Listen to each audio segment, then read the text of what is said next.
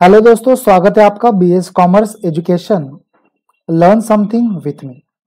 Income tax act 1961 expected multiple choice questions TYB com DTL master of commerce set Maharashtra and Goa exam. आज हम देखेंगे part number 9 presented by me assistant professor Baisane Parvatrao Bhimrao. So let's begin our part number 9 expected multiple choice questions income tax act 1961।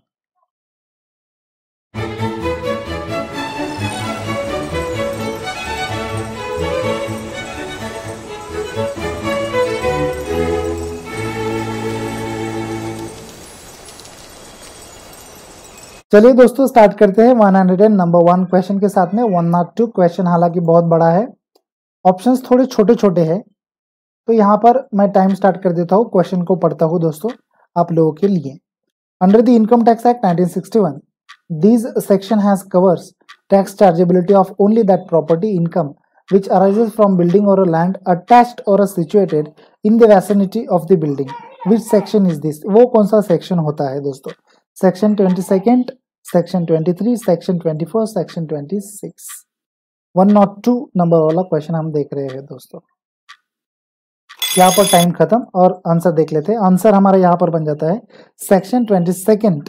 यहाँ पर related होता है वो चीज के लिए जो कि हम ये कह सकते हैं कि section 22 has been covered tax chargeability of only that property. चलिए मैं यहाँ पर इसको टिक करके देता हूँ तो आपको अच्छे से समझ में आ जाएगा। Section 22 tax chargeability of income that property income which arises from building or a land attached or situated in the vicinity of the building। देखिए ना दोस्तों, एक ऐसी लैंड या फिर ऐसी बिल्डिंग जो अटैच्ड हो, सिचुएटेड हो, कहाँ पर, कौन सी जगह पर? विसिनिटी ऑफ द बिल्डिंग, मतलब जैसे कि बिल्डिंग के पास में बिल्डिंग है, जमीन बिल्डिंग के पास में है, तो ये चीज उससे सिचुएटेड होनी चाहिए, तब जाकर वो प्रॉपर्टी कहलाएगी दोस्तों। क्या कहलाएगी? हमारी प्रॉपर्टी कहलाएगी। तो सेक्शन 22 हमें ये कहता है कि ये प्रॉपर्टी होती है कौन से वाली, जिसके ऊपर हम टैक्स चार्जेबिलिटी कर सकते हैं। वो property only that property income which arises from, जहां से इनकम अराइज हो रही है, विच अराइजेस फ्रॉम बिल्डिंग, या वो बिल्डिंग हो या फिर लैंड हो, अटैच्ड हो या फिर सिचुएटेड हो, कहाँ पर? वैसिनिटी ऑफ द बिल्डिंग के पास में। तो ये कंडीशन यहाँ पर एप्लीकेबल हो जाती है। 101 क्वेश्चन नंबर हम देख रहे थे। तो नेक्स्ट क्वेश्चन के ऊपर चलते हैं दोस्तों। थैंक यू सो मच, आप लोगों ने बाकी पार्ट्स को लाइक दिए हैं और आप एज हमसे जुड़ गए सब्सक्राइबर बनकर। जी है दोस्तों, 27, 26, 25 यहाँ पर टाइम खत्म होता हुआ 102 नंबर क्वेश्चन आपके सामने है। Section 27 of income tax act 1961 has been covered which category of owner? कौन से category of owner 27 section of income tax 1961 covered करता है? Under the income from house property, income from house property के तहत। तो ये लीगल ओनर हो जाते हैं, बेनिफिशियल हो जाते हैं, टाइम खत्म, नो प्रॉब्लम। बेनिफिशियल ओनर हो जाते हैं, डीम्ड ओनर कहलाते हैं, या फिर ऑल ऑफ द ओनर। ये सारे के सारे ओनर कहलाते हैं क्या? तो यहाँ पर हम ये गफलत कर देते हैं, गलती कर देते हैं क्या? हमें तो एक तो पहले तो इसके बारे में पता नहीं होता है, सेक्शंस के बारे में। यदि अगर पता है तो अच्छी बात है, नहीं पता है तो ये गलती कभी ना करें दोस्तों। क्यों नहीं करें? कभी कभार ऑल ऑफ द अबो, जैसे कि मैं अभी यहाँ पर टिक कर देता हूँ तो इसका आंसर ऑल ऑफ द अबो नहीं बनता है दोस्तों। तो इसका आंसर क्या बनता है? इसका आंसर बनता है डीम्ड ओनर। तो दोस्तों ये बात यहाँ पर ध्यान देने वाली है। तो हम हमेशा गड़बड़ कर जाते हैं, डी आंसर दे देते हैं या फिर ई, जो भी कुछ हो ऑल ऑफ द अबो के लिए, तो वो वैसे कई कभार नहीं होता है दोस्तों। जी हाँ, तो डीम्ड ओनर के लिए सेक्शन कौन सा एप्लीकेबल है? Section 27 income tax act 1961। जी हाँ दोस्तों, ये कैटेगरी के ओनर डीम्ड ओनर कहलाते हैं सेक्शन 27 के तहत। दोस्तों उम्मीद करता हूँ आपको क्वेश्चन ठीक लगा होगा, अच्छा लगा होगा। यदि अगर हाँ तो एक सिंपल सा लाइक जरूर कर दे दोस्तों। यहाँ पर टाइम मैं स्टार्ट कर देता हूँ। 103 नंबर क्वेश्चन हम देख रहे हैं। द बिल्डिंग शुड बी अ, या फिर शुड बी ए, ऐसे भी कह सकते हैं हम। The building should be a legal structure, the building should be a movable structure, the building should be a intangible structure, the building should be a permanent structure. तो यहाँ पर सिर्फ ऑप्शंस के आधार के ऊपर आप आंसर निकाल पाओगे। कैसे? तो मैं आपको अभी बताऊंगा ही, जैसे वक्त खत्म हो जाता है वैसे। तो यहाँ पर वक्त खत्म होने को सिर्फ 1 सेकंड बाकी है और यहाँ पर वक्त खत्म। देखिए ना दोस्तों, जोड़ के देख लेते हैं, कभी कई कबार हम जोड़ के आंसर बना लेते हैं। जैसे कि अभी देखते हैं, the building should be a legal structure, yes of course legal structure होना चाहिए। A building should be a movable structure, चलिए ये वर्ड का अर्थ अगर आपको मालूम है तो ये आपका आंसर बनेगा ही नहीं। कैसे? मूवेबल होती है क्या बिल्डिंग? अभी मैंने यहाँ पर बिल्डिंग खड़ी कर दी तो फिर बाद में सोचूंगा कि यहाँ से वहां ट्रांसफर कर देता हूँ, लोनावाला चला गया मैं रहने, लोनावाला लेके जाता हूँ मेरी बिल्डिंग को, चलो ट्रक पे लाद के लेके जाते हैं, तो ऐसा होने वाला नहीं है दोस्तों, मूवेबल स्ट्रक्चर नहीं है। अभी इंटेंजिबल का अर्थ भी अगर आपको मालूम होगा तो बड़ी अच्छी बात है, यदि अगर नहीं मालूम है तो मैं आपको बता दूं। तो इंटेंजिबल का अर्थ होता है कि जो दिखता नहीं है। जी हाँ दोस्तों, हवा होती है दिखती नहीं है, इंटेंजिबल है ना।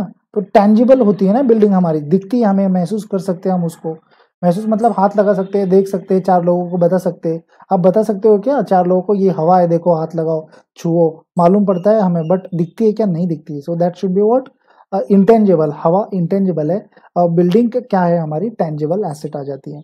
यहाँ पर ये दोनों ऑप्शन तो भाई आंसर नहीं बनने वाले। लास्ट वाला देखते हैं, परमानेंट स्ट्रक्चर। जी हाँ दोस्तों, अभी देखिए आंसर देख लेते हैं। जी हाँ, तो ये परमानेंट स्ट्रक्चर हमारा आंसर बन जाता है। लीगल स्ट्रक्चर क्यों नहीं बनता, मैं आपको एक ही लाइन में बता दूंगा।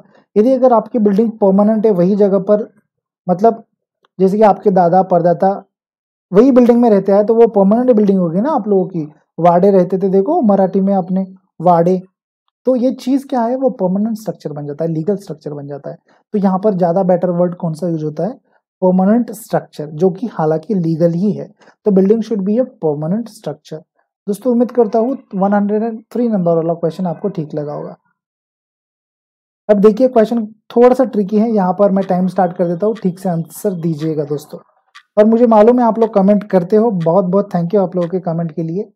सवाल पूछिए दोस्तों मुझसे, जितना सवाल पूछेंगे उतना अच्छा मैं आप लोगों को यहाँ पर वीडियोस देने का प्रयास करूंगा। और हम हमेशा हर संडे के दिन थोड़े से फ्री रहते हैं तो वीडियो बना लेते हैं दोस्तों। तो 104 नंबर क्वेश्चन आपके सामने ये रहा। Under the house property of income, property is situated इन, यहाँ पर वक्त खत्म होने दीजिए, वक्त खत्म हो गया sir, no problem. 104 number question लिखते हैं, under the house property of income, house property of income के अंडर में क्या है? Property is situated in, property क्या सिचुएटेड होती है, कहाँ पर? India, Bharat, that is a Bharat, India में सिचुएटेड होती है, फॉरेन में सिचुएटेड होनी चाहिए। इंडिया और फॉरेन, एक तो भारत में होनी चाहिए या फिर फॉरेन में होनी चाहिए। जी हाँ दोस्तों, यहाँ पर कई बार जिनको इनकम टैक्स के बारे में थोड़ा बहुत मतलब थोड़ी बहुत जानकारी रहती है, आधा अधूरा नॉलेज हम बोलते हैं ना, it is a danger knowledge, तो वो डेंजर नॉलेज यहाँ पर एप्लीकेबल होता है। कैसे एप्लीकेबल होता है चलिए देख लेते हैं। अभी हम यहाँ पर मान के चलते हैं, क्या मान के चलते हैं कि इनकम टैक्स एक्ट 1961 ये सिर्फ हमारे इंडिया के लिए एप्लीकेबल है। Yes, okay, no problem. तो हम यहाँ पर क्या कर देंगे, हम यहाँ पर डायरेक्टली टिक कर देंगे इंडिया के लिए दोस्तों। तो अभी यदि अगर मैं इंडिया का रेसिडेंट हूँ बट मेरी प्रॉपर्टी फॉरेन में है, वहां से मैं इनकम गेन कर रहा हूँ, इंडिया में ला रहा हूँ, तो वो मेरी इनकम हो गई ना। तो यदि अगर वो मेरी इनकम हो गई तो उसके ऊपर मैं टैक्स नहीं लगाऊंगा क्या?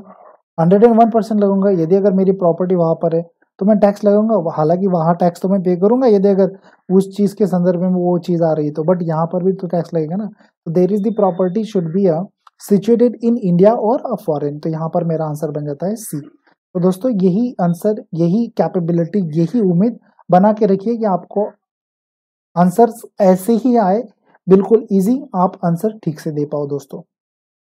मैं उम्मीद करूंगा दोस्तों कि आप एग्जाम्स में बहुत अच्छे नंबर से पास होंगे। 105 नंबर क्वेश्चन देखते हैं, SSC is the owner of a property. Yes of course, SSC जो होता है वो ओनर होता है अपने प्रॉपर्टी का।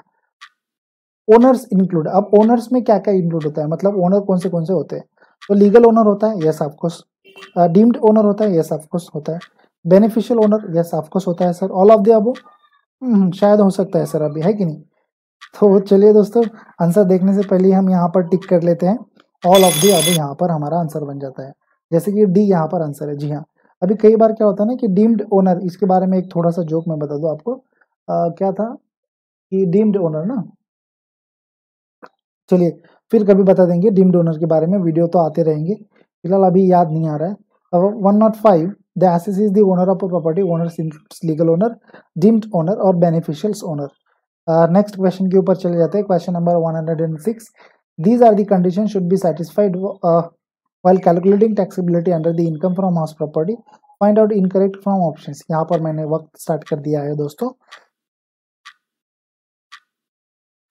क्वेश्चन थोड़ा सा ट्रिकी है, क्वेश्चन को ठीक से देखिएगा फिर जाकर आंसर दीजिएगा दोस्तों। मेरे ख्याल से क्वेश्चन सच में ट्रिकी है। दीज आर दी कंडीशंस, ये वो कंडीशंस होती है। Should be A satisfied while calculating taxability, जब हम टैक्सेबिलिटी कैलकुलेट करते हैं तब। Under the income from house property, कहाँ पर? इनकम फ्रॉम हाउस प्रॉपर्टी के तहत। Find out incorrect from options. यहाँ पर वक्त खत्म हो चुका है। आंसर देखने से पहले यहाँ पर मैं आपको बता दूं, जैसे कि मैंने आप लोगों को कहा था कि क्वेश्चन को ठीक से पढ़िएगा, क्या पूछा गया है क्वेश्चन में। तो हमें यहाँ पर पूछा गया है इनकरेक्ट फ्रॉम ऑप्शंस, इनकरेक्ट पूछा गया है, तो इनकरेक्ट के ऊपर ही मुझे फोकस करना है, करेक्ट के ऊपर फोकस नहीं करना है। हम हमेशा उल्टा कर देते हैं, हम क्या करते हैं, करेक्ट के ऊपर ज्यादा फोकस कर देते हैं। तो ए नंबर देखते हैं। SSC is the owner of the house property. SSC owner होता है ना हाउस प्रॉपर्टी का, यस ओनर होता है। Use of a property for his business, okay, वो उसको उसको अलाउड है, वो चाहे उसका हाउस को बिजनेस पर्पज के लिए यूज करे या फिर खुद के रेसिडेंट के लिए यूज करे, ठीक है। तो नेक्स्ट देखते हैं, use of a property not for a business, use of the property not for a profession. तो चलिए ना देखते हैं यहाँ पर क्या पूछा है। These are the conditions should be satisfied while calculating taxability under the income from house property. ये वो कंडीशन है जहां पर हम टैक्सेबिलिटी कैलकुलेट करेंगे इनकम फ्रॉम हाउस प्रॉपर्टी की। कौन सी कंडीशंस? पहले तो हाउस प्रॉपर्टी एसएससी के नाम पे होनी चाहिए, एसएससी उसका ओनर होना चाहिए। दूसरी बात कि वो जो प्रॉपर्टी उसकी है, वो जो ओनर है, तो वो प्रॉपर्टी उसने हाउस पर्पस के लिए यूज करनी चाहिए। बिजनेस पर्पस के लिए यदि अगर वो यूज करता है तो ये बिजनेस एंड प्रोफेशंस में आ जाती है ना ये चीज, तो बिजनेस एंड प्रोफेशंस में वो कैलकुलेट करेगा उसकी टैक्सेबिलिटी वहां पर। तो ये ऑप्शन हमारा आंसर नहीं बन जाता, ठीक है। Use of a property for his business, use of a property not for a business, yes of course business के लिए ये वो प्रॉपर्टी उसने यूज नहीं करनी चाहिए। Use of the property not for a profession, of course profession के लिए भी उसने वो प्रॉपर्टी यूज नहीं करनी चाहिए। क्यों? यदि अगर वो करता है दोस्तों तो ये चीज बिजनेस में कहलाएगी, प्रोफेशन में कहलाएगी। तो this is the one condition which is incorrect with the here use of a property for his business. तो ये हमारा आंसर यहाँ पर बन जाता है, ठीक है। चलिए नेक्स्ट क्वेश्चन के ऊपर चलते हैं दोस्तों। मैं उम्मीद कर रहा हूँ दोस्तों इसी उम्मीद के साथ में कि आपको क्वेश्चन समझ रहे हैं और आप आंसर ठीक से दे पा रहे हो। This is not a type of a house property. दोस्तों ठीक से आंसर दीजिएगा, यहाँ पर थोड़ा टफ क्वेश्चन बनाने का मैंने प्रयास किया है। DLOHP, LOHP, SOHP, none of the above. This is not a type of a house property. ये टाइप नहीं है हाउस प्रॉपर्टी का। कौन सा नहीं है टाइप? यहाँ पर वक्त खत्म। आंसर देख लेते हैं दोस्तों directly. D, none of the above. जैसा कि दोस्तों DLO और SO ये सारी चीजें हमारी हाउस प्रॉपर्टी में कहलाती है, हाउस प्रॉपर्टी के टाइप्स में आ जाती है। इनके फुल फॉर्म मैं नहीं बताऊंगा दोस्तों, क्यों नहीं? यदि अगर मैंने यहाँ पर फुल फॉर्म बता दिए तो इसका मतलब आप थोड़ा बहुत भी नहीं जानते हैं। तो थोड़ा बहुत जानने के लिए दोस्तों आपको पढ़ना बहुत जरूरी है। यदि अगर फिर भी आप जानना चाहते हैं तो कमेंट कीजिए, मैं बताऊंगा दोस्तों जरूर। 108 नंबर क्वेश्चन देखते हैं। Under the head income from house property, the basis of a charge is the actual value of a property, municipal value of a property, let out property या फिर annual value of a property. जी हाँ दोस्तों, question हालांकि थोड़ा सा tricky है but आप आंसर दे पाओगे। कैसे? तो मैं बता दूंगा एक झटके में, एक लाइन में यहाँ पर बताने का पूर्ण तरीके से प्रयत्न करूंगा। यहाँ पर वक्त खत्म, तो चलिए फिर से क्वेश्चन को पढ़ लेते हैं। Under the head of the income from house property, income from house property के तहत the basis of a charge is the, charge कैसे करते हैं, लेविट कैसे करते हैं, टैक्सेबिलिटी कैसे कैलकुलेट करते हैं। तो यहाँ पर देखिए actual value of a property, हाँ लेते हैं क्या हम लोग कैलकुलेशन करते समय एक्चुअल वैल्यू ऑफ प्रॉपर्टी। कभी अपने टीवाई में या फिर एमकॉम में या फिर डिटेल अभी आप यदि अगर कर रहे हो या फिर सेट एग्जाम की प्रिपरेशन कर रहे हो तो आपको ये चीज़ मालूम होनी चाहिए कि हम वैल्यू कैसे निकालते हैं हाउस प्रॉपर्टी की। एक्चुअल वैल्यू से निकालते हैं क्या? ठीक है, नो प्रॉब्लम। म्युनिसिपल वैल्यू से निकालते हैं क्या? तो भैया एक चीज़ तो ये आएगी ही नहीं, म्युनिसिपल वैल्यू तो आती ही नहीं है। लेट आउट प्रॉपर्टी, ये आपको लेट आउट प्रॉपर्टी होती है शायद सर। अब देखते लेते हैं एनुअल वैल्यू ऑफ प्रॉपर्टी। तो आंसर देख लेते हैं दोस्तों। जैसे कि मैंने अभी आपको बताया कि annual value of property, annual value में आ गई उसकी एक्चुअल वैल्यू एक्चुअल वैल्यू और एनुअल वैल्यू मिलाकर हम ये बात कर सकते हैं कि ये लेट आउट प्रॉपर्टी है या फिर सेल्फ ऑक्यूपाइड प्रॉपर्टी, ये उसका इनकम का जरिया हो गया। जी हाँ दोस्तों, ये सी नंबर वाला जो ऑप्शन था वो एक अलग पार्ट था। तो यहाँ पर मैं एक बात बता दूं क्या, कि the basis of house property, the basis of the charge is the annual value of the property. 108 number के क्वेश्चन के लिए 101% तो लाइक मिलेगा ही मिलेगा, मुझे मालूम है दोस्तों। यहाँ पर वक्त मैंने स्टार्ट कर दिया है, ठीक से देखिएगा। 109 नंबर के क्वेश्चन के साथ में हम अभी चल रहे हैं। Multiple choice questions, income tax act 1961, DTL, MCom, TYBCom, state exams के संदर्भ में हम लोग देख रहे हैं। The property should be consist building, land, machinery, building और लैंड एपोर्टेंटेड फेरेटो। यहाँ पर डायरेक्टली आंसर कई बंदों ने कर ही दिया होगा, मुझे मालूम है। चलिए वक्त को खत्म होने दीजिए, यहाँ पर मैं डायरेक्टली डी के ऊपर टिक कर देता हूँ। आप लोगों का आंसर यहाँ पर डी सही है, बिल्डिंग और लैंड एपोर्टेंटेड फेरेटो। कई बार हम लोग क्या करते हैं, यहाँ पर मशीनरी की वजह से गड़बड़ होने की संभावना है। तो जैसे कि मैंने शुरुआत के दौर में, शुरुआत के क्वेश्चन में बताया कि लैंड और बिल्डिंग दोनों सिचुएटेड होनी चाहिए, वैसिनिटी होनी चाहिए, तो ये चीज वहां पर बन जाती है। तो आंसर यहाँ पर हमारा क्या आ जाता है, the property should be consist building और land appurtenant फेरेटो। Let's move on to the next one question, which is a 110 number question. Which value of a property is assessed to tax in the hands of the owner, even if he is not in a receipt of income? Oh my God. दोस्तों, question थोड़े tricky बनाने का मैंने पूर्ण तरीके से प्रयत्न किया है। यदि आप लोग यहाँ पर क्वेश्चन को ठीक से समझ पा रहे हो तो आप लोगों को एक बात समझ में आ चुकी होगी कि ये जो क्वेश्चंस मैं अभी आप लोगों के लिए ये जो पार्ट लेके आया वो स्पेसिफिकली किसके ऊपर डिपेंड है दोस्तों? जी हाँ, हाउस प्रॉपर्टी के ऊपर ही ज्यादातर क्वेश्चन मैंने ये पार्ट में लेके आया हूँ। Which value of a property,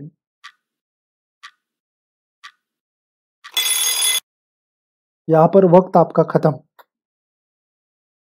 which value of a property is assessed to tax in the hands of the owner even if he is not in a receipt of income? Annual value, gross value, market value, municipal value. चलिए D से start करते हैं। तो जैसे कि मैंने कहा, municipal value यहाँ पर कोई मायने नहीं रखती है, मार्केट वैल्यू बिल्कुल भी मायने नहीं रखती है, ग्रॉस वैल्यू, एनुअल वैल्यू शायद सर। तो आंसर हमारा यहाँ पर ए बन जाता है। जी हाँ दोस्तों, which value of a property is assessed to tax in the hands of the owner even. तो यहाँ पर मैं ये जोड़ के देख लेता हूँ कैसे। Annual value of a property is assessed to tax in the hands of, ठीक है कोई बात नहीं, in the hands of the owner even if he is not in a receipt of a income. तो 110 नंबर क्वेश्चन यहाँ पर ये बन जाता है दोस्तों, और इसका आंसर बन जाता है एनुअल वैल्यू। चलिए मूव ऑन करते हैं नेक्स्ट के ऊपर। अब ये क्या है? अच्छा दोस्तों, आप लोगों को बताते हुए मुझे खुशी हो रही, आप यदि अगर जॉब करते हैं, बिजनेस करते हैं, या फिर फैमिली आपका कुछ प्रॉब्लम है, जैसे कि जॉब की वजह से, बिजनेस की वजह से, या फिर फैमिली प्रॉब्लम की वजह से कई बार क्या होता है कि एजुकेशन हमारा रह जाता है। जैसे कि यहाँ पर मैंने कहा है एजुकेशन आपका बाकी रह गया है, तो मैं आपकी मदद करूंगा एज अ एजुकेशन काउंसलर। जी हाँ दोस्तों, कैसे मदद करूंगा? As a education counsellor. और ये कैसे करूंगा दोस्तों? तो आपको क्या करना है, सिंपल सी बात है, आपको क्या करना है, मैं एक गूगल फॉर्म की लिंक वहां पर दे दूंगा डिस्क्रिप्शन बॉक्स में, वहां से आपको ये गूगल फॉर्म मुझे सबमिट करना है। तो जैसे कि दोस्तों मैं एजुकेशन काउंसलर के तहत आपको हेल्प कैसे करूंगा? जी हाँ दोस्तों, तो वो कैसे करूंगा, Indian institute of business management university है, ये ISBM के थ्रू मैं एज ए एजुकेशनल काउंसलर आप लोगों की मदद करूंगा। जैसे कि जिनका बीकॉम हो चुका है, जिनका इंटरेस्ट है MBA करने के लिए, बट वो MBA करना चाहते हैं बट कई प्रॉब्लम्स की वजह से MBA नहीं कर पाते, तो ऐसे चीजों के लिए मैं दोस्तों 101% आप लोगों को मदद करूंगी। या फिर किसी को बीकॉम करना है, किसी को MCA करना है, किसी को MCOM करना है, आप देख पा रहे होगे यहाँ पर कई सारे कोर्सेस है, कई सारे डिग्रीज है। यहाँ पर मैं MPhil या PhD के लिए भी आप लोगों को थोड़ी सी मदद करूंगा एज ए काउंसलर। और ये बात मैं यहाँ पर बता दूं दोस्तों, इसके एडमिशन स्टार्ट हो चुके हैं, आप वो फॉर्म फिलअप कर दीजिए यदि अगर आपका कुछ इंटरेस्ट है तो। दोस्तों एक सिंपल सा डाउट यहाँ पर मैं आप लोगों का क्लियर करूंगा। ये जो यूनिवर्सिटी है ये डिस्टेंस लर्निंग प्रोवाइड करती है दोस्तों। क्या प्रोवाइड करती है? डिस्टेंस लर्निंग प्रोवाइड करती है। इसका मतलब ये होता है कि आपको वीडियोस लेक्चर दिए जाएंगे, वीडियो लेक्चर के माध्यम से पढ़ाया जाएगा। जैसे कि अभी लॉकडाउन की वजह से, सिचुएशन की वजह से हर कोई वीडियो लेक्चर के माध्यम से ही पढ़ रहा है, तो वैसे आप लोगों को पढ़ाया जाएगा, वैसे आप लोगों की एग्जाम कंडक्ट की जाएगी। यदि अगर आप ज़्यादा जानकारी चाहते हैं मुझसे पाना ISBM यूनिवर्सिटी के थ्रू, यदि अगर आप कुछ करना चाहते हैं तो जी हाँ दोस्तों, तो ही आप गूगल फॉर्म की लिंक ओपन कीजिए, आपकी डिटेल वहाँ पर सबमिट कीजिए। डिटेल सबमिट करने के बाद में आप क्या करना चाहते हैं, MBA करना चाहते हैं, BCom करना चाहते हैं, MCom करना चाहते हैं, डिप्लोमा करना चाहते हैं, BA करना चाहते हैं, MA करना चाहते हैं, BSW, MSW, LLB, B.Lib बहुत है दोस्तों, बहुत है। क्या आप करना चाहते हैं वो सभी चीज़ें आप कर सकते हैं, बट कब, जब आप वो गूगल फॉर्म सबमिट करोगे तब। एज अ मैं आप लोगों को फ़ोन करूँगा। जी हाँ दोस्तों, तो एज अ आप हमसे बातें कर सकते हो अच्छी अच्छी एजुकेशन के मामले में दोस्तों। थैंक यू सो मच दोस्तों, ये एक सिंपल सा एडवर्टाइजमेंट था। हमारे वीडियो में एडवर्टाइजमेंट भी आना चाहिए ना, जैसे यूट्यूब के ऊपर आता है। तो यहाँ पर नेक्स्ट क्वेश्चन 111 नंबर क्वेश्चन आपके सामने ये रहा, मैंने टाइम स्टार्ट कर दिया है दोस्तों। If the property of the assessee is being used for carrying his business, the income from such property will not be chargeable under this head, which heads is this. जी हाँ दोस्तों, वो कौन से हेड्स है? इनकम फ्रॉम अदर सोर्स है, income from business है, income from house property, या फिर only A and C।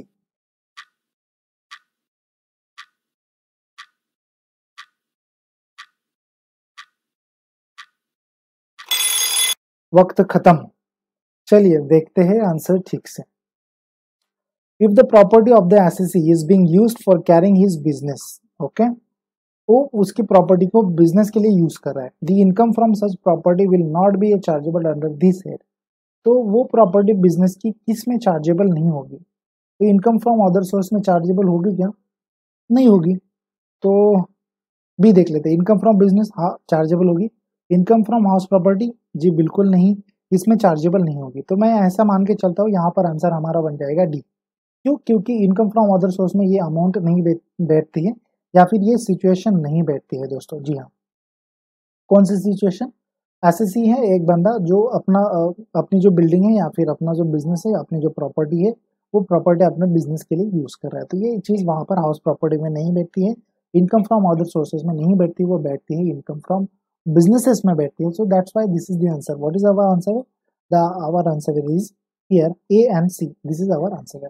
Let's move on to the next one question. मुझे पता है दोस्तों आप लोग के पास में वक्त बहुत कम है, एग्जाम सर के ऊपर है, और क्वेश्चंस बहुत कम यहाँ पर रिवीजन हो रही है। 112 नंबर क्वेश्चन, टाइम मैंने हालांकि स्टार्ट कर दिया है दोस्तों।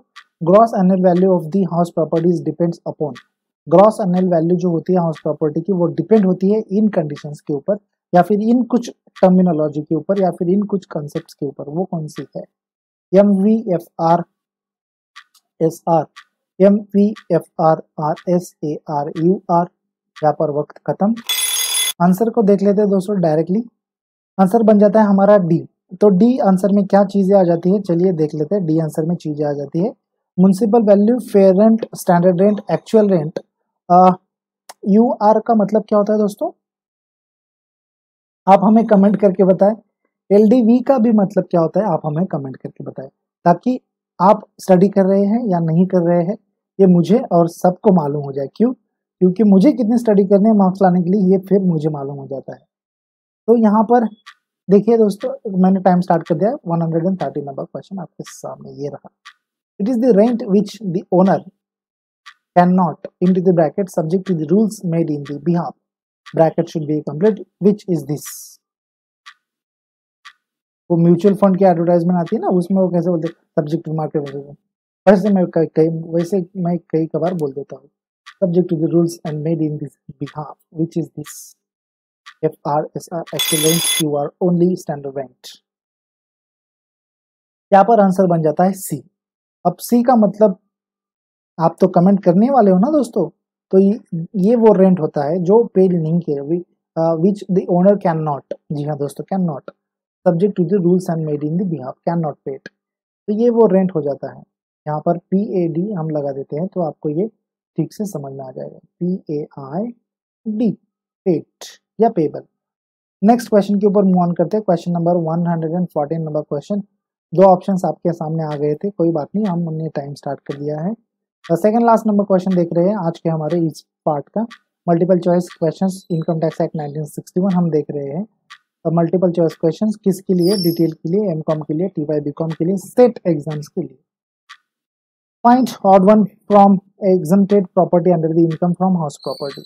तो ऑप्शंस आपके सामने हैं, house property of educational institutions, house property of the political party, house property of the trade union, house property of self occupied.